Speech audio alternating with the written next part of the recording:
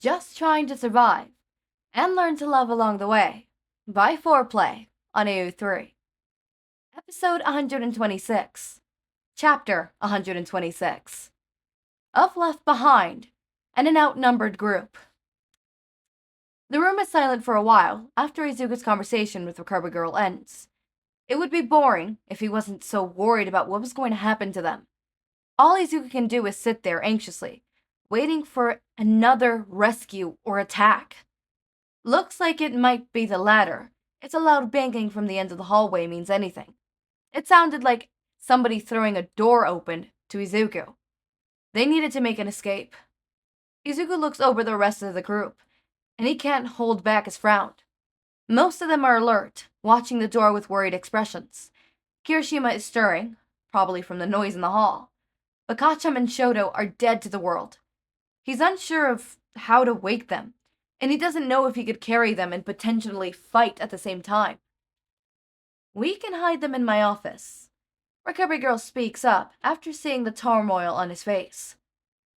But we can't leave them alone. Someone has to stay here and protect them. Maybe Izuku will say, if something were to happen to these two, it may break him. But there are also others. If you didn't go with them and something happened, it may be equally as upsetting. Maybe even more so, since Hitoshi would be there. I'll do it. Kirishima sits up as he speaks, still looking exhausted. I don't know, I can do it. Izuku hesitates a moment, before nodding. Something about the determination on Kirishima's face convinces him.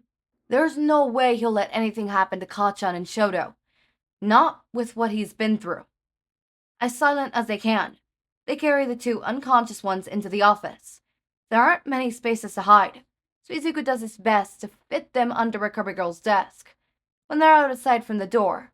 And that's what matters most. A glance at Kirishima shows him eyeing up some cupboards he may fit in. Lock the door as soon as we leave. Once he gets Kirishima's nod, Izuku leaves the room without turning back.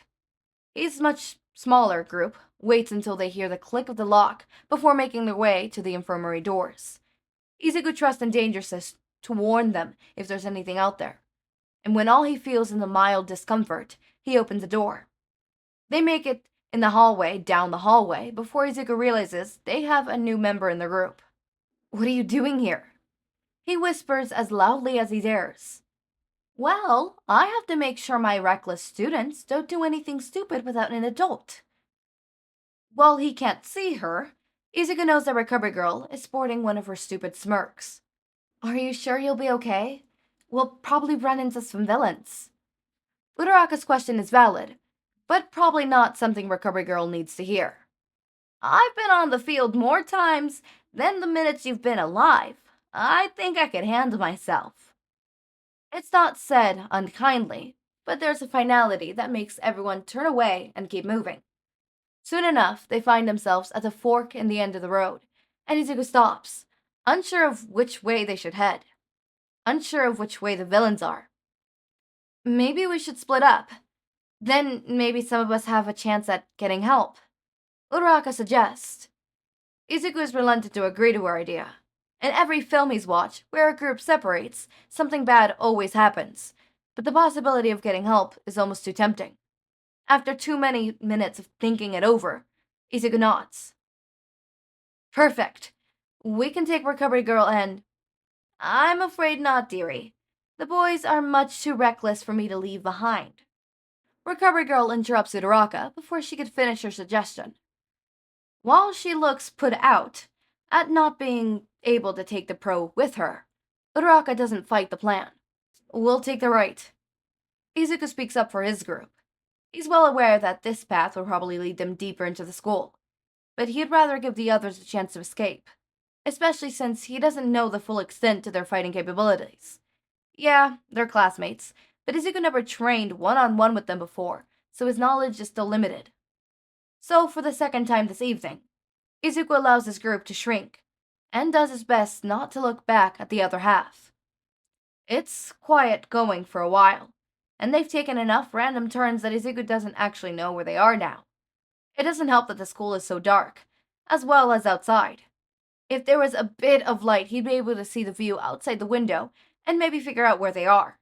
Or maybe he'd be able to see the classroom signs and really know. Toshi is stepping closer to try and read the numbers next to the door when it happens.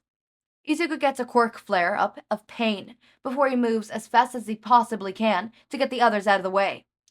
"Toshi, look out!" Izuku tackles him to the side just in time for the door to blow outwards, the force of the blast sending it through the windows and to the ground below. A small group of villains walk through the hole they created. None of them look particularly strong, but the group is twice as big as Izuku, which gives them an advantage. Recovery Girl is the first to move. She lunges forwards with her crane, catching the villains by surprise. When she turns to the next one, they anticipate her move, and knock her to the side. She's launched to the other end of the hallway, and Izuku can't tell if she's alright from here. The 5 remaining villains turn back to Hitoshi and Izuku and attack as a group. It's hard fighting a group of people who are much bigger than you. Izuku's thankful for training he's done to use multiple quirks at once. He's able to surprise the villains this way, and it makes it much easier to take them out. Hitoshi isn't as lucky. The villains refuse to speak, rendering his quirk unusable. At least Toshi has been working on his close combat, but it's hard to fight against 3 people who have full access to their quirks at the same time. Izuku figures he might as well lighten the load, so he uses Blackwhip to pull one of them in his direction, throwing him into a villain that had been approaching him from behind. After waiting a second to see if they would get back up without them doing so, Izuku turns to Hitoshi, just in time to witness him being knocked to the side. He ends up sprawled on his stomach a few feet away from Izuku, struggling to get his feet as the villain keeps approaching. Izuku leaps forward just in time to intercept the blow to the head, and knocks him into Toshi and leaving a stinging in his side, but at least he was able to protect his boyfriend.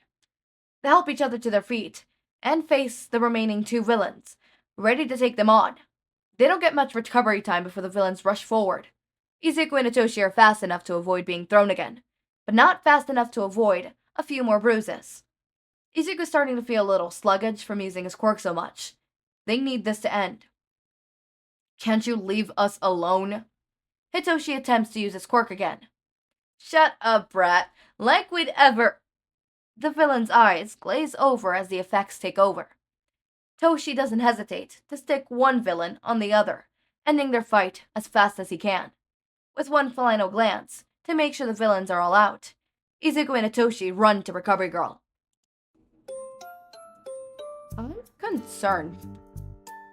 I'm actually concerned because there's only one chapter left and it's called Of Reunions and a Final. Izuku's group is finally able to get in contact with a teacher, but will it be too late? What do you mean will it be too late? This chapter has violence and a character death?